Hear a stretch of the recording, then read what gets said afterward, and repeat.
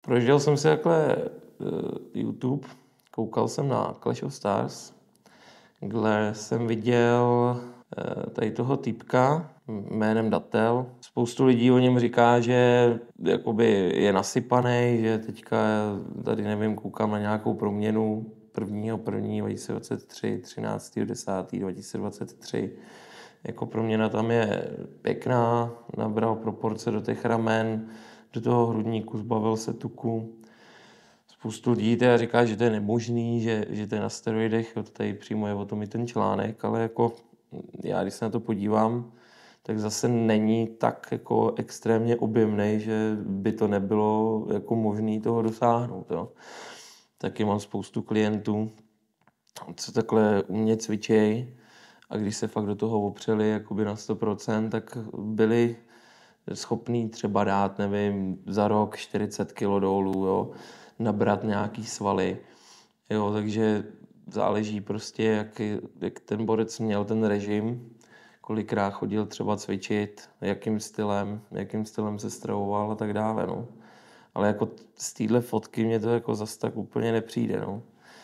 Nevím, spoustu lidí se k tomu vyjadřuje jinak, jo, jakože vypadá najednou takhle, ale to se o mě taky tady říkalo, jo, v Trutnově.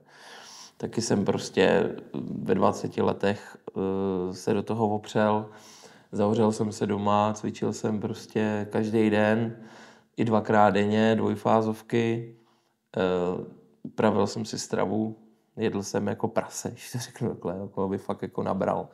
Takže jako ke mně nebyl problém třeba si dát bochní chleba a k tomu 2 hermelíny jako ke svačině. Jo. Dobrý, tak ten metabolismus fungoval úplně jinak v těch 20 letech. Jo. To prostě bylo všechno zrychlené, tohleto hafou tesťáků, že jo.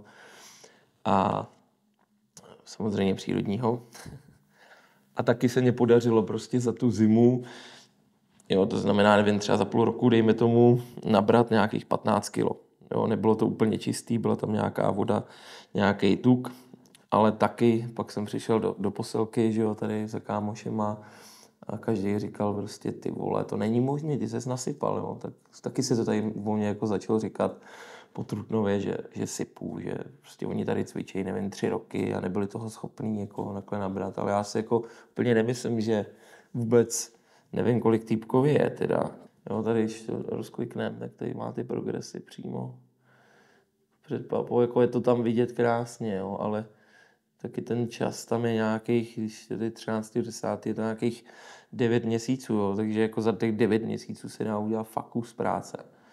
A jestli to měl opravdu, jako, nebo měl nějakého trenéra, který mu to nastavil dobře a jel podle toho plánu, jel podle toho jídelníčku, tak si jako myslím, že je to možný toho dosáhnout. Vůbec jako v tom nižším věku. Jo, když se teďka podíváme třeba i na toho sama, že jo, Sulka, tak taky tomu je prostě 21 let a proporce už má neuvěřitelný. Samozřejmě tam už to sypání je, ta strava je šílená, tohleto, ale funguje mu to, no. Takže funguje mu to, prosadil se krásně, takže jako mu fandím. A samozřejmě tady tomu sportu to patří, no, ty steroidy.